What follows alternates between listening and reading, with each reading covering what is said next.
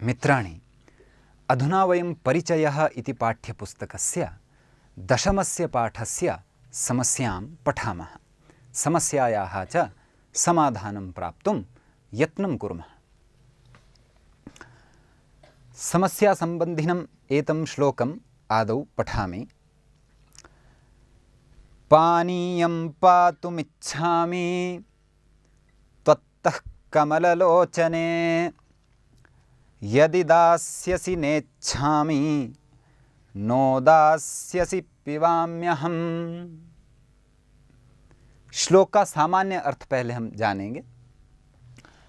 पानीयम पातुमिच्छामि, पानीयम अर्थात पीने का कोई पदार्थ विशेष, जल, शरबत, मधुर जल, कुछ भी पानीयम कह सकते हैं। पातुमिच्छामि, मैं पीना चाहता हूं। त्वत्तः कमललोचने, त्वत्तः तुझसे, कमललोचने हे कमल के समान आंखों वाली, मैं तेरे सकाशा, तेरे तुझसे पानीयम, शरबत इत्यादि पीना चाहता हूं। ये पहली पंक्ति का अर्थ। दूसरी का देखेंगे। यदि दास्यसि नेच्छामि, यदि दोगी तो नहीं पीऊंगा, अर्थात नहीं चाहता, न इच्छामि, नहीं चाहता। क्या नहीं चाहता? पानी। नो दास्यसि पिबाम्यहम्, नहीं दोगी तो पीऊंगा। तो इस प्रकार से यहां पर श्लोक में विद्यमान पदों का अर्थ समझ करके श्लोक का अर्थ अस्पष्ट है, श्लोक का अर्थ समझ में नहीं आ रहा है कि पहले तो पानी, पीने वाले पदार्थ को पीने की इच्छा करते हैं किसी कमल के समान आंखों वाली स्त्री के से, और बाद में यदि दोगी तो इच्छा नहीं है, नहीं दोगी तो पीऊंगा। ये कुछ विषय की स्पष्टता इस श्लोक में नहीं हो पा रही है। तो क्या करें?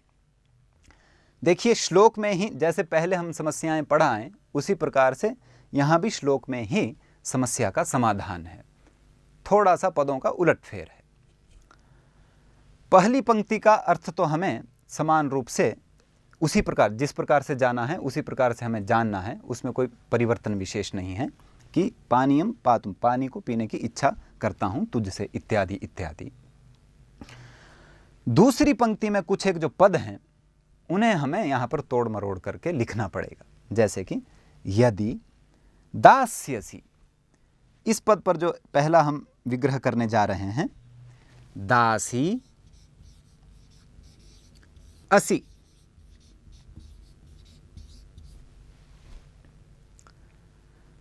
तो श्लोक का कुछ स्वरूप इस प्रकार हो। यदि दासी असि, दासी अर्थात नौकरानी घरों में जो होती हैं, उसका अर्थ यहां दासी इस शब्द से लिया गया। यदि दासी असि, असि अर्थात तुम हो, यदि तुम दासी हो, न इच्छामि, तो नहीं चाहिए, दासी के हाथ से मैं पानी पीना, शरबत पीना नहीं चाहता। यह अर्थ यहां पर निकल करके आ रहा है। नो दासी असि, देखिए जो दूसरा दास्यसि, ये लिट लकार के क्रियापद का जो बोध यहां पर हमारे लिए हो रहा था, तो यहां पर भी उसी प्रकार से हम इसका विग्रह कर लेंगे। नो एक पद तो अलग है ही, उसको अलग निकाल लेंगे।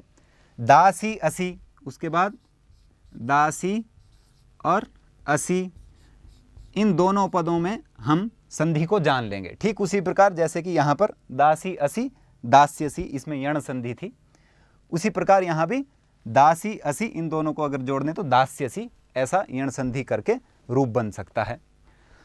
वही अर्थ यहां पर भी सन्निहित है। नो दासी असि पिबाम्यहम्, अर्थात यदि तुम दासी नहीं हो, यदि तुम दासी, नो का अर्थ यहां पर न, ऐसा ही समझना चाहिए। नो इसका अर्थ भी न, इसी अर्थ में इसका प्रयोग होता है। यदि तुम दासी नहीं हो तो पिबामि अहम, यहां पर भी दो पद हैं, पिबामि के साथ अहम को जोड़ दिया गया है, इसमें संधि हुई, यण संधि हुई तो पिबाम्यहम्। तो दूसरी पंक्ति का अर्थ अब इन दोनों पदों के विग्रह को मन में रखते हुए समझेंगे। यदि दासी असि, अगर तुम दासी हो तो पानीय नहीं चाहिए, और नो दास्यसि पिबाम्यहम्, अर्थात नो नहीं, दासी असि, यदि तुम दासी नहीं हो तो मैं पीता हूं। तो इस प्रकार से हमने देखा कि समस्या तो थी, पहले दास्यसि, इसे जो हम क्रियापद समझ बैठे थे, उस क्रियापद का जब हमने दो पदों के रूप में विभाग किया और दासी एक अर्थ निकाला, असी एक छोटा सा क्रियापद और निकाला, और एक युक्ति युक्त अर्थ जो है हमने इसमें व्यंग्यात्मक अर्थ चाहे कहें चाहे कैसे भी कहें, कोई ना कोई इसमें से सार्थक अर्थ निकल करके हमारे सामने आया है कि पानी पीना चाहता हूँ तुझसे, परंतु यदि तुम दासी हो तो नहीं चाहता, और यदि दासी नहीं हो तो पानी पीना चाहता हूँ। तो देखिए कितने ही रुचिपूर्ण तरीकों से समस्याओं के बीच में ही, समस्याओं में ही शब्दों का उलटफेर करके ही हमें उनका समाधान प्राप्त होता है और चित्त के लिए आनंद की प्राप्ति होती है। और साथ ही साथ में विशेष तो यह है कि हमारे संस्कृत के ज्ञान का वर्धन भी होता है।